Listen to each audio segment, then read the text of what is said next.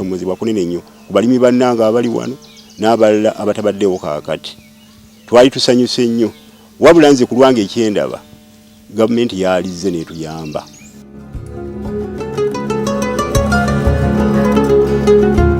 Maize is Ugandan's staple food and source of food security. Before liberalization, farmers were receiving seedlings, market information and extension services from the government. But as liberalization dawned on the country, the government withdrew most of these services and left Uganda's most important food crop in the hands of greedy middlemen.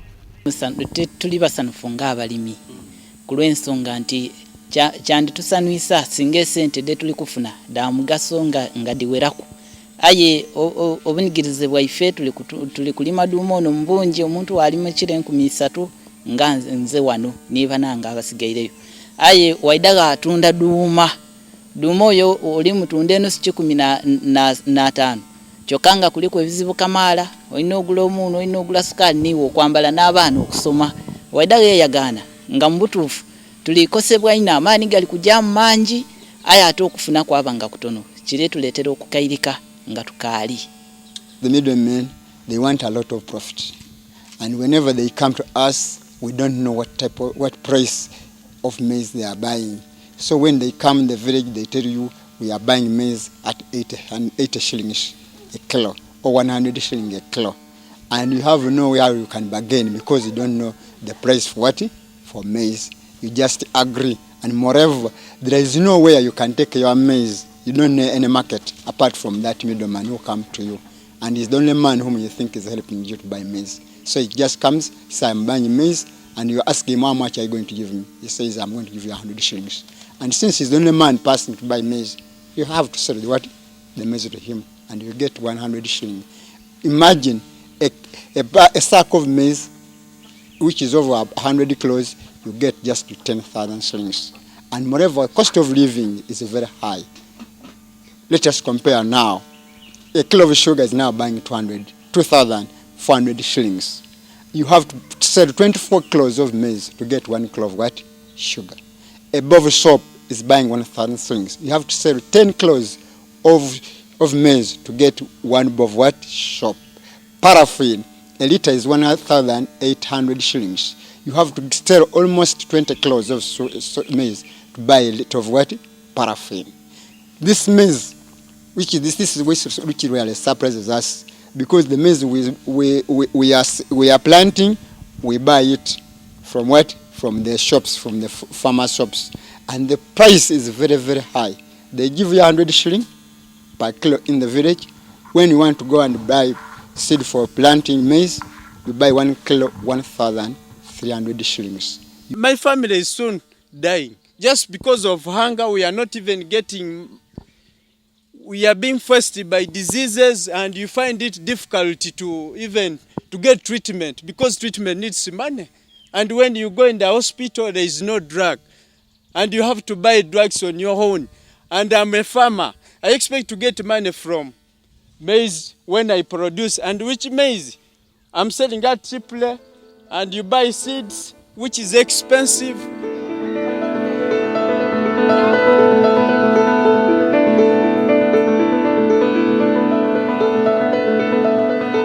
I'm Mbadi Ibrahim, VEDCO Kamuli. This is Chiwungu Trading Center in Utansi Parish, Utansi Sub-County. This is a town where the farmers normally collect their produce for marketing. It has somehow grown, but it is still stagnant. As you can see, it started from grass-thatched houses, and they have started to put on iron-roofed houses, but still it has a challenge of the low prices. It could have been better than this. The other thing is the children. You can look at the numbers who are not at school, majorly because after the sale of produce, the farmers cannot manage to take their children to school.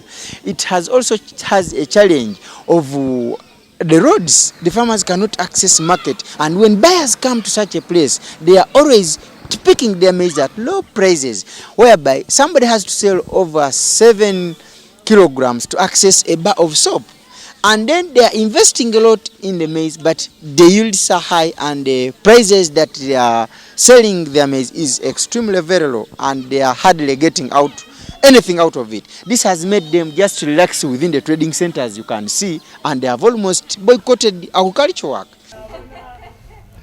Prices for agricultural inputs skyrocketed, and sometimes farmers were sold ungerminating seed by the private sector. These farm shops brought in seeds, which was not... actually it germinated, but it turned, the whole crop turned yellow.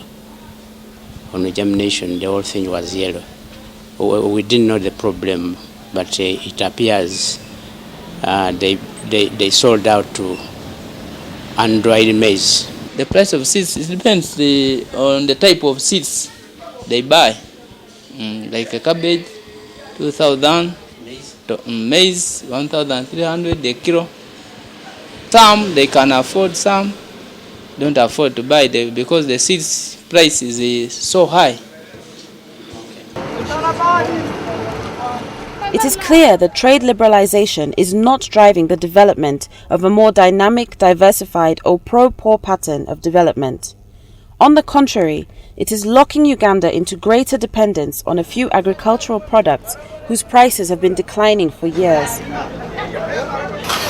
Liberalization is hitting manufacturing hard, and it is the development of manufacturing that Uganda needs if it is ever to trade its way out of poverty.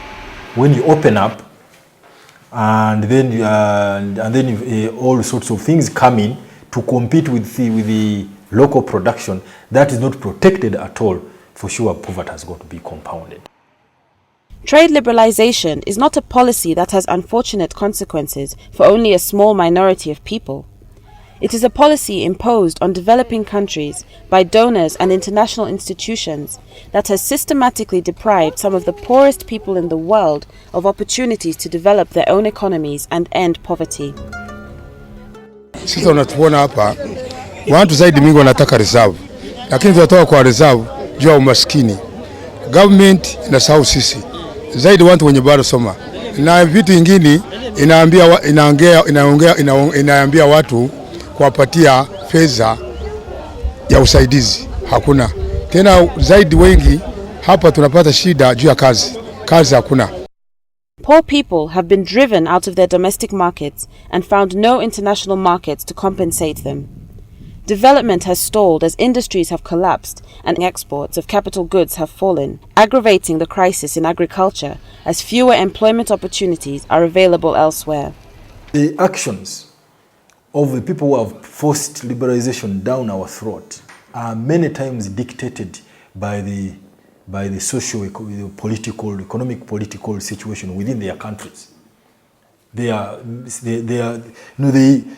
try to be accountable to their people. So, while we hold those people accountable for that situation, for being so selfish, we should also hold our leaders and our own policy makers here accountable for lack of focus.